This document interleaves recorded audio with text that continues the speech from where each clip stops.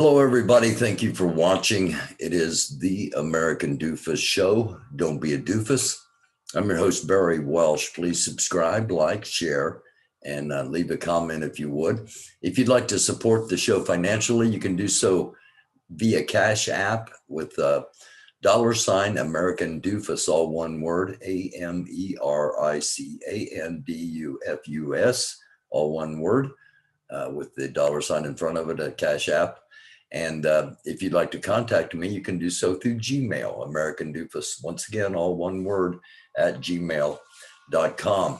Now, tomorrow, the 8th of April, the President of the United States, President Biden, is going to make an announcement about his position on guns. And it's got a lot of people riled up, a lot of people...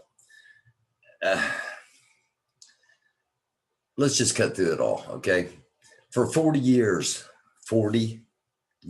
I've been hearing they're coming to take your guns. They're going to take your guns. You're not going to be able to own guns, okay? For 40 years, that's been going on. That's not what is coming tomorrow. That's not the announcement that's coming tomorrow. They're not coming to take anybody's guns. If they wanted to take people's guns, they could do so. We've seen it in Waco, Texas, with the Branch Davidians. We've seen it in numerous locations in the West. But no, what's going to happen? Ghost guns are what's going to be the target. These are guns that are put together with various parts, and there's no real serial number or registration number or any way of tracking the firearm. And that's going to be the target, okay? Not that won't impact certain individuals, it will, but it's not the same thing as taking everybody's guns or stopping all gun sales. Look for a possible increase in federal background checks, and but there's not going to be some kind of drastic measure that people are fearing. And one of the reasons is because really it's not a priority. Even though we see mass shootings on a daily basis, haven't seen one yet today, knock on wood, as far as I'm aware of. But it's not a priority. The priority is infrastructure, which creates jobs. Trying to stop gun sales doesn't create jobs. And it was a hot potato, as you saw, as the president tried to get Congress to act on it first, and Congress wouldn't do anything about it. So the president is going to make a statement about gun violence, and here's one way of curbing it. And it's going to be more political theater than it is going to be actual law enact. It's going to be a executive order kind of thing. And again, look for the target to be ghost guns, okay? And if you're unfamiliar with that term, again, they are guns that are basically hand built and 3D printed guns. They'll also be targeted, possibly. So it's not like the average. I mean, there are so many more guns than there are people in the United States already. Okay, so it's not like we're low on guns. Infrastructure, though, we really ought to pay attention to that, and especially if you're in a community of color, or if you're in the Black community, the community of color, including the Black community, because it was promised that there would be big and bold action for the Black community within this infrastructure plan.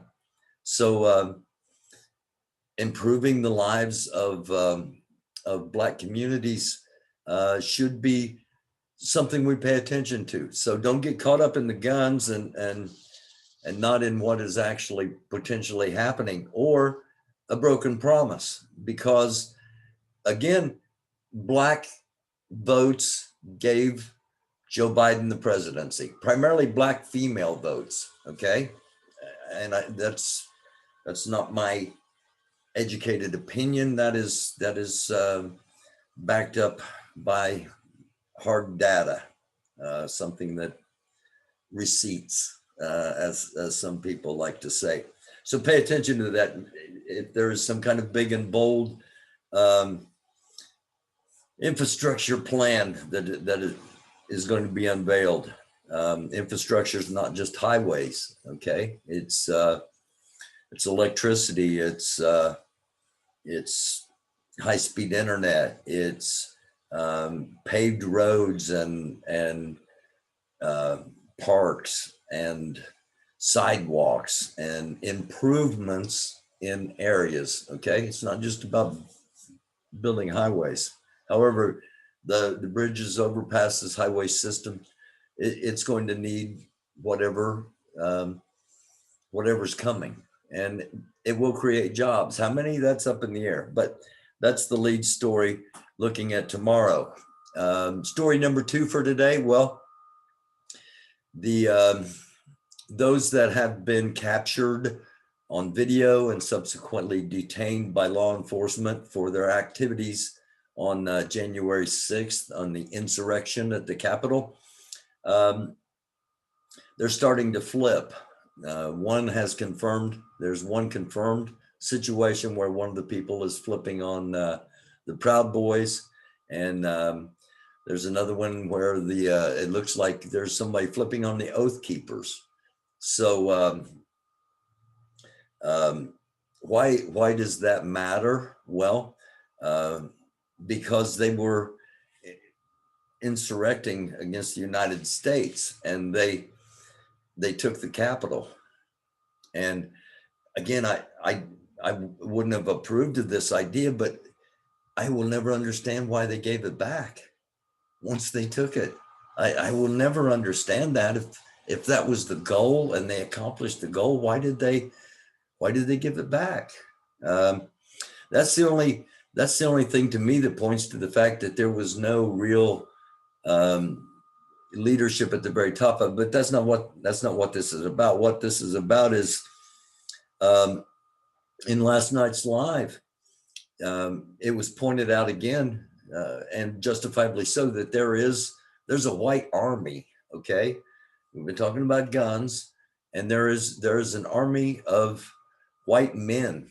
Okay, from probably, well, we know the kid in Kenosha, Wisconsin, 17-year-old. So let's say from 16 to 65, an army of white men, not all organized, not all in the same group, but all willing to fight for the same thing and all willing to fight against the same people. Now, is it the government that they're going to be fighting against if they want to fight? Is it going to be potentially black on white? This what is going on by the government now, trying to put fear into groups like the Oath Keepers, groups like the Proud Boys, to put fear so that they disseminate, that they go back into the shadows, back into the background, that they don't come to the forefront. And I quite frankly hope it works, because I don't want to see a war. But you cannot discount the fact that there is a white army out there. And I've said from jump, that's why I thought it was a good idea for the NFAC to get as strong and as powerful as quick as possible. And I said that a long time ago, just to provide potentially protection to the Black community. All right. Speaking of viewers, because a viewer kind of spurred all this in last night's episode, and another viewer pointed out that there were 666 Nike sneakers with human blood in the heel, and that was Angry Knuckles that said that. And upon hearing that, without knowledge of anything other than hearing that, my first response was, this is a QAnon thing. This is another absolute freaking absurd thing. Nike wouldn't do that. And Nike didn't do that. Nike is actually suing and has successfully sued the people that did indeed do that. And here we get a look at the actual shoe, and this is the rapper Lil Nas X. And the rapper, along with a company called Mischief, MSCHF, Mischief Productions, created 666 pair of these shoes. It's got the pentagram on the top of it, and Nike sued them because they're using Nike's product and infringing on Nike's copyright. And Nike asked, the judge ordered production to be halted, which the company said, the company Mischief said it's irrelevant because all 666 pair have already been made and sold. So they aren't producing anymore. So that's where that stands. But it was not Nike that put these shoes out. These shoes are Nike shoes that have been refabricated, if you will, for a lack of a better term, and for my doofusness when it comes to fashion and what it's called when sneakers or tennis shoes or what it kicks or jumps or whatever you want to call them, when they are altered as art. And that's what Mischief is claiming. Now, there's a big problem with this, okay? This may not hit mainstream. This may not hit mainstream news. This may not blow up. This may not become a thing. But the big problem with this, with the image, with the visual that's being shown right here, right now, is monolithic thinking. Monolithic thinking, the idea that all are.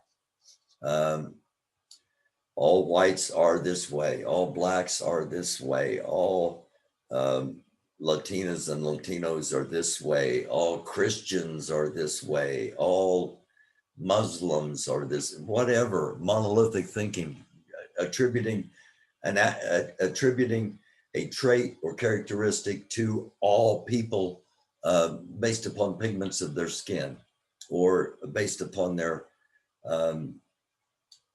geographic locations or anything that lumps everybody together.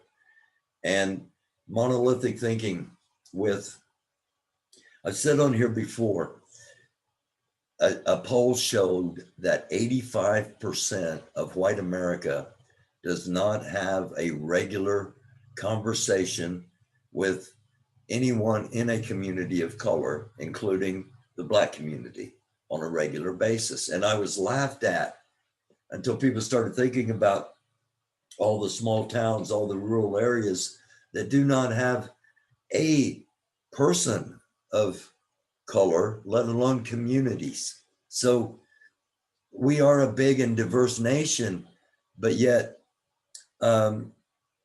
so many people, it is comfortable for them to adapt monolithic thinking because they don't have interactions with anybody that doesn't have the same skin pigment as them. So they have no references to actual human interaction. It's all judgmental, monolithic thinking. And 30% of white America is going to see this image. If it blows up, and the monolithic thinking is going to be that all Black people are the devil, all Black people worship Satan, because one seems to be portraying Satan in a positive manner at the very least. And I hope we can all agree on that. So monolithic thinking leads me to our featured video of the night. And This is a video by Dr. Umar Johnson. It was sent to me by a viewer, and I was asked to comment on it, and we'll be doing so. I'm not going to show the entire video, but so here we go. What do we expect from white people who I consider in the fight with us? I mean, we just exclude them because they're What white. do you mean by in the fight? Define for me what a white person being in the fight means. No, they're not black, but they see that, they see where they see our struggle, and they march with us. They stand with us. I mean, it's simple. I mean, there's some who actually love us and love us genuinely. Why we just can't? Okay, is they made it more desirable to identify with the power structure than to identify with black people. And they did this by doing what? Giving us jobs, giving us government jobs, allowing a lot of us to go to college. Remember, before Dr. King, you could go. Okay, right here we're getting into monolithic thinking, because he's saying that all white people have the power to give other people jobs or to send other people to college, and that's not the way it works. All right, so right off the jump, we're getting misguided just a little bit, possibly. To these white universities, after Dr. King, every white university started recruiting black folks. You see, so they made you more comfortable. They made you feel like you were a part of the system. So we bought into the matrix. We bought into the illusion of inclusion. And so now, 60 years after King, black people feel they got more to lose to participate in a power structure. See, back in the 40s and 50s and 60s, you knew you had nothing to lose. Even if you was a doctor or a lawyer, you still had to live in a ghetto. Even if you was a doctor or a lawyer, you still had to use a segregated lunch counter. If you was a doctor or a lawyer, you still couldn't buy a house in a white neighborhood. So even though you were the academic, economic, political elite, you got treated the same way as everybody else. But today they stratified it. So that black lawyer today can live in that white neighborhood. You understand? That black business owner today, he can get him a white wife. You see, now you can drive you a Mercedes-Benz.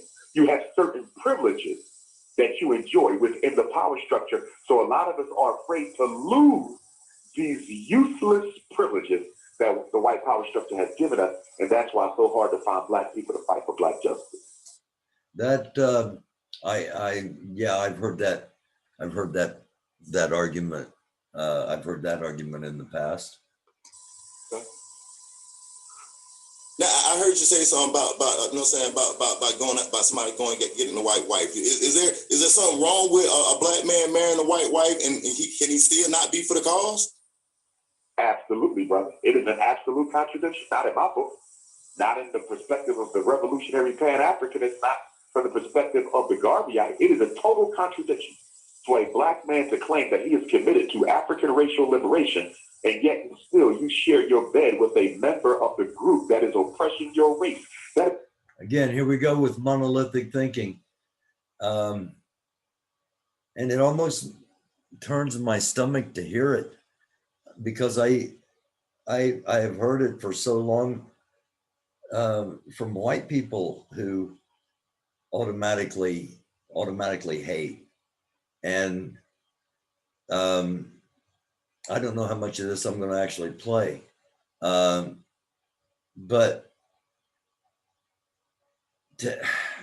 last night I talked a little bit about being careful on the live. I talked a little bit about being careful who you follow. And because you may, and be careful if you only look in one direction, because if you only look in one direction, you only see one way, and you only hear one thing, and you only believe one thing. And what if that one thing is wrong, and it could lead to your doom? I was saying it in reference to automatically rejecting the vaccine for coronavirus, but it's the same thing. It just dawned on me right now as I'm watching this. It's the same thing in race. If you only look one way, if you believe that every black person is evil or bad, you're probably not watching this show. But if you are, you're wrong.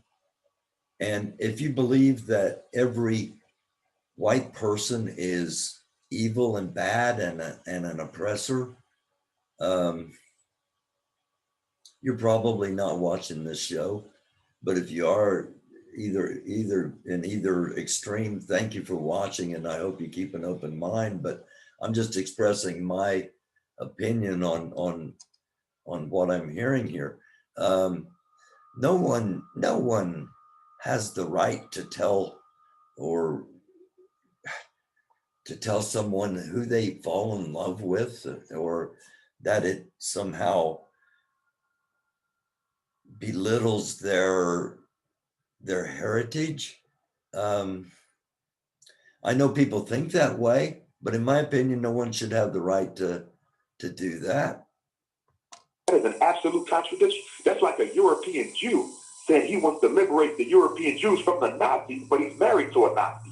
It is totally unacceptable because all white people. Now, see, you just compared all white people to Nazis, and that's not the case. Okay, again, monolithic thinking.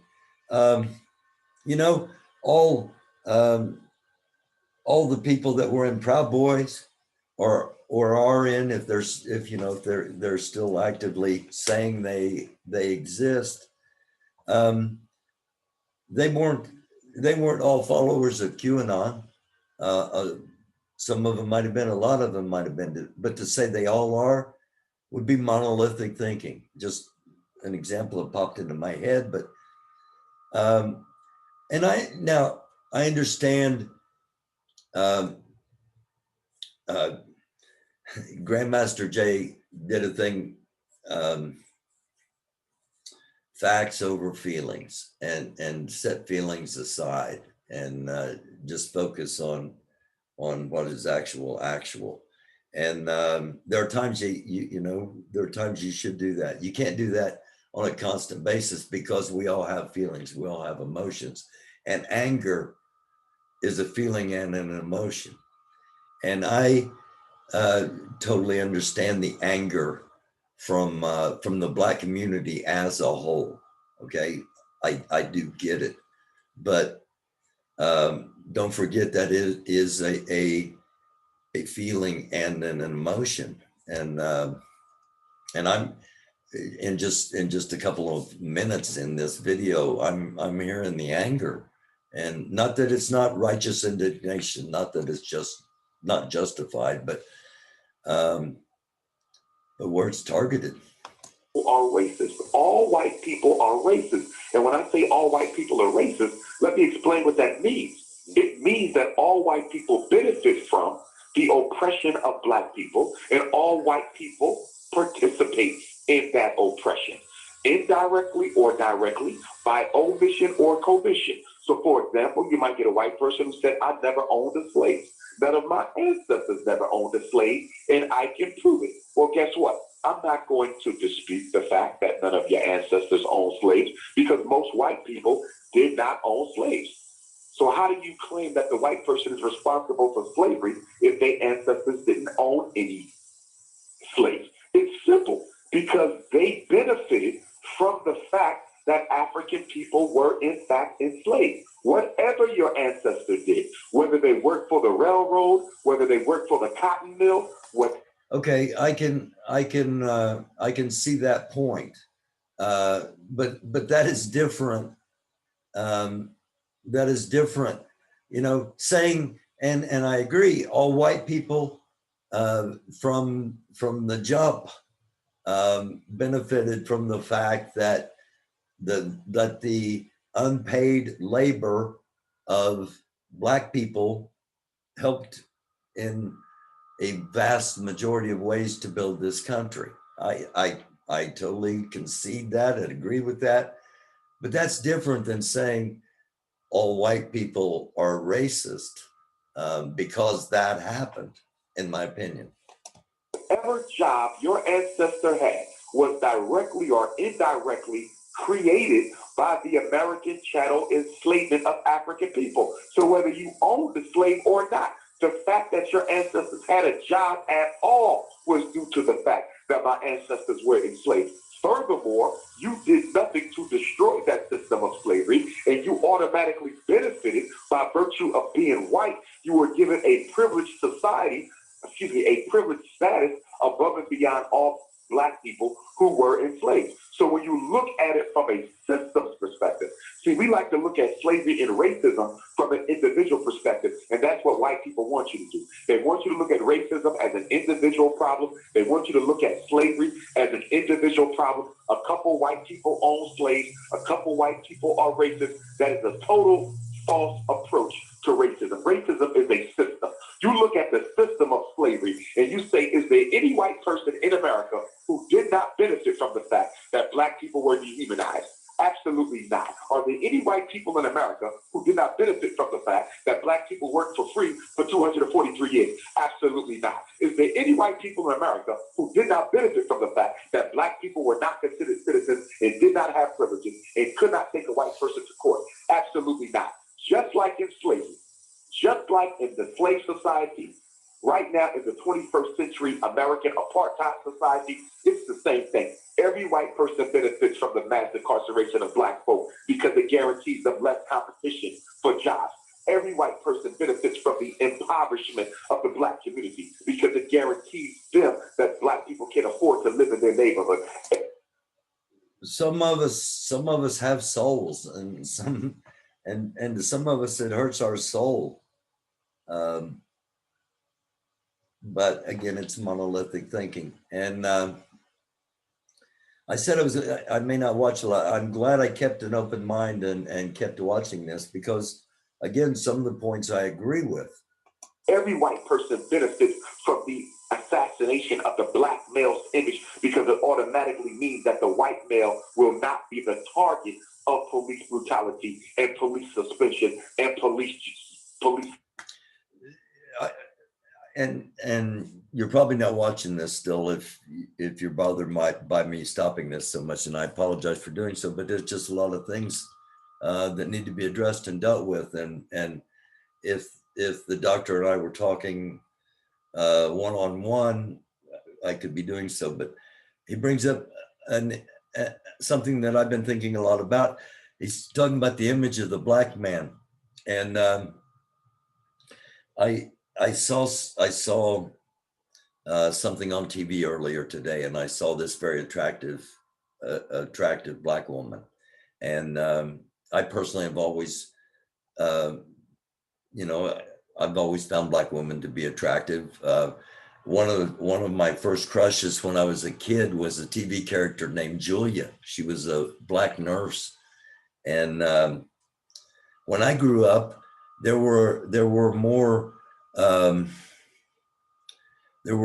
positive images of Black people on TV, it seems to me. And then it became somewhere it got into that Black people were just portrayed as thugs. And as far as film, TV entertainment, and all of that imagery, he's right. All that imagery matters. All that imagery impacts. And I don't know where it got twisted.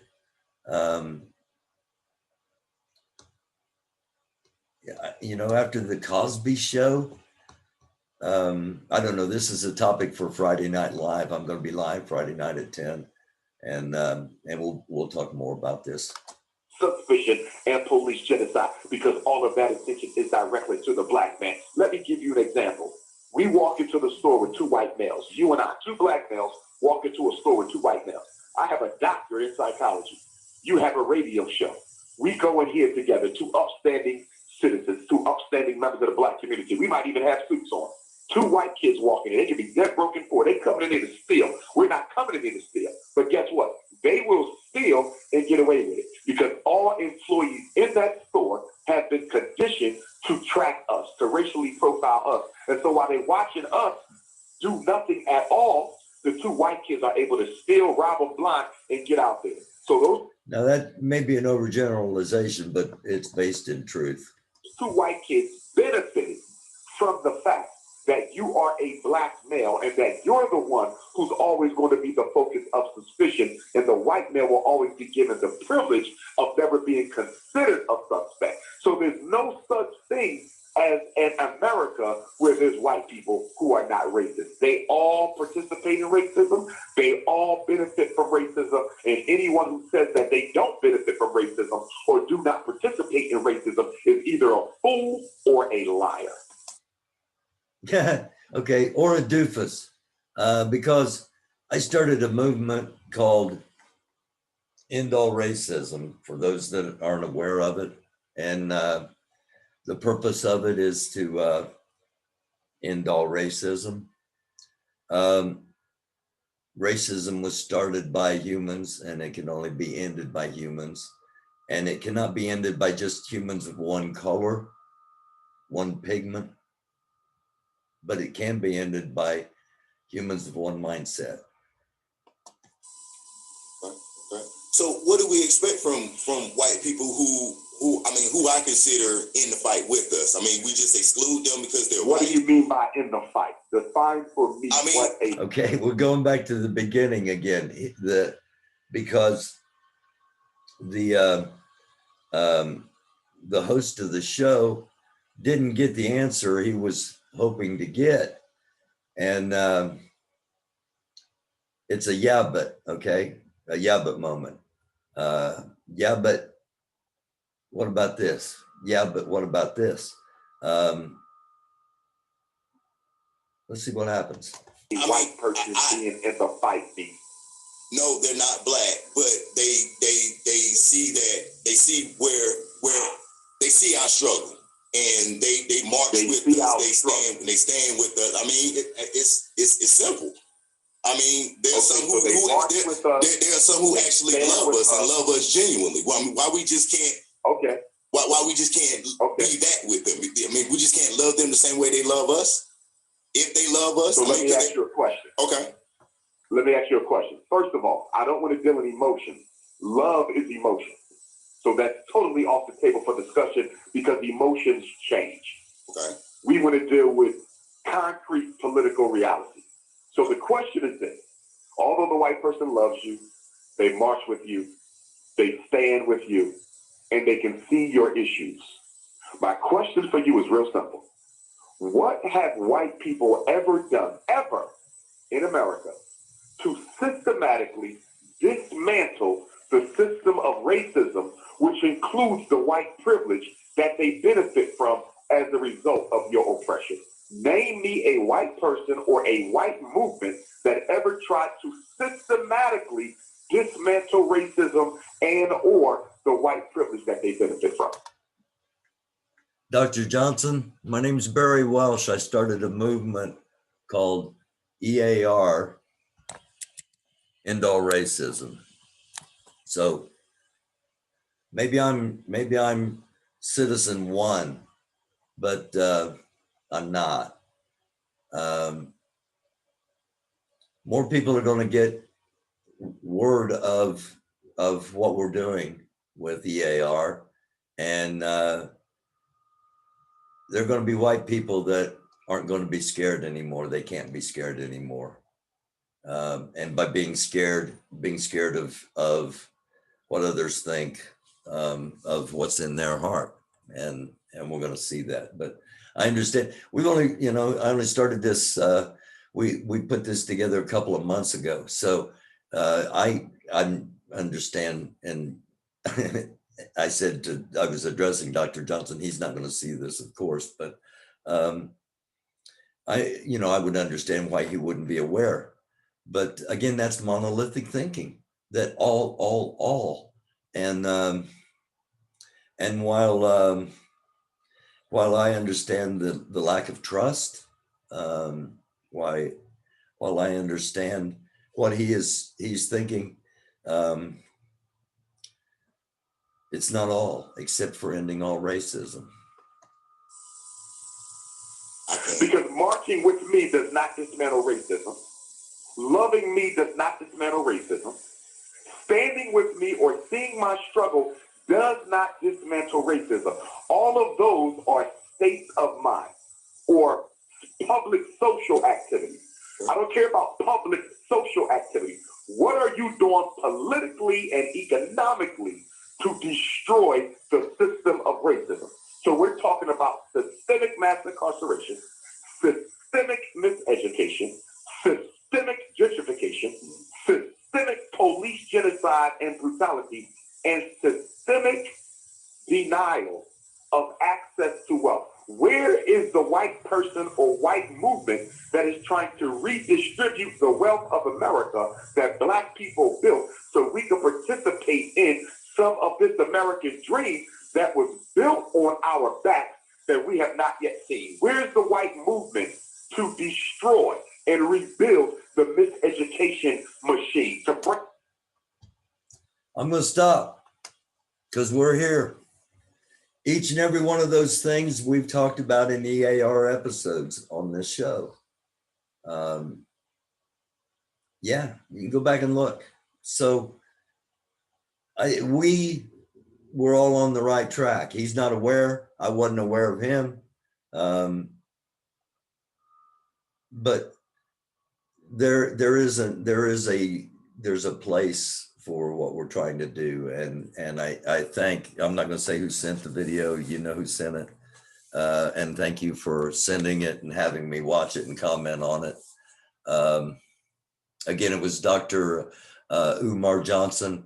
The video is called Debate versus White People Loving Radio Host. That's how it was sent to me. And there's nothing wrong with Black people loving white people and white people loving Black people. I think that's what the great creator, the most high, almighty God, whatever name or term you want to use, Allah, that's what it's all about. It's certainly what Jesus was all about, was loving everybody. So powerful episode, in my opinion. Lots to think about, lots to talk about. Leave a comment, like, please, share, please. And if you're not a subscriber, subscribe. It doesn't cost you anything. If you'd like to help support the show financially, it's Cash App is $ American Doofus, all one word. Same thing for emailing me if you want to get in touch, americandoofus@gmail.com. It is the American Doofus Show. Don't be a doofus. I'm your host, Barry Walsh. It's a dark world. Try to be a light. I love you all. Thank you.